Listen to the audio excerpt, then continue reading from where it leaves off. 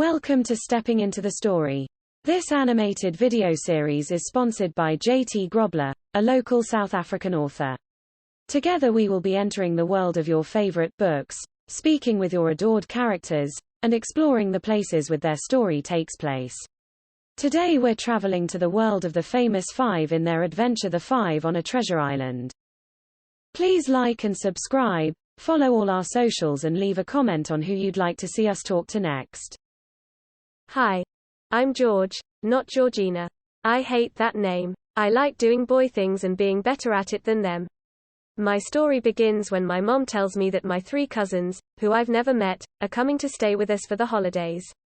How annoying. My cousins wanted to go fishing, and I was in charge of showing them where to go. We ended up talking about Kirin Island. I explained to them how it was mine.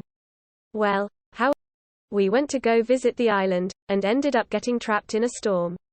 A storm that lifted a shipwreck and dumped it onto the beach. My cousins and I obviously decided to explore the wreck. And I guess you can guess where that led us. A full-blown treasure hunt.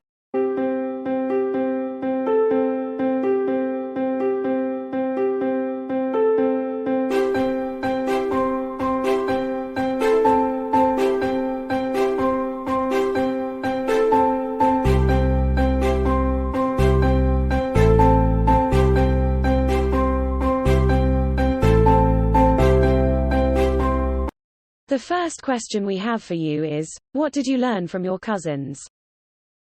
Well, I'm not one to enjoy being around people. I'm a bit of a loner. My only friend before my cousins was Timmy, my dog. My cousins made me realize that it's not that difficult to make friends, to open up to people and to trust people.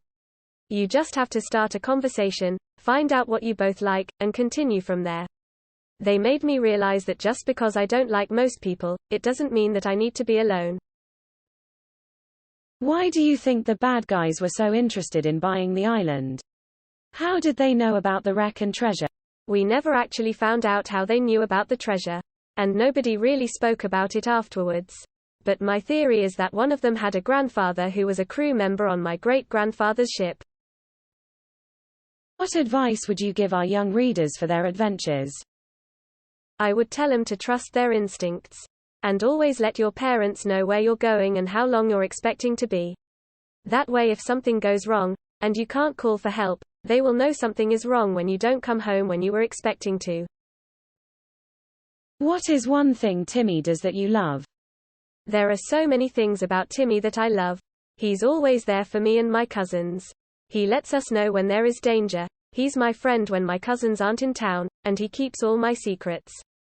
Before we end of this episode, let's read a short piece from the book. George gave a curious choke. Her eyes burned as if they were on fire. Mother, you can't sell my island. You can't sell my castle. I won't let them be sold. Her father frowned. Don't be silly, Georgina, it isn't really yours. You know that. It belongs to your mother, and naturally she would like to sell it if she could. We need the money very badly.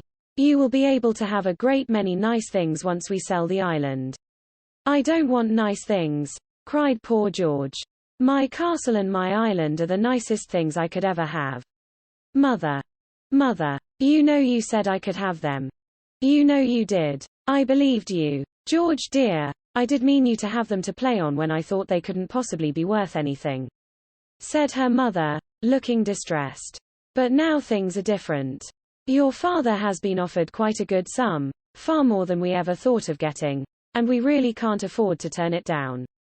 So you only gave me the island when you thought it wasn't worth anything, said George, her face white and angry.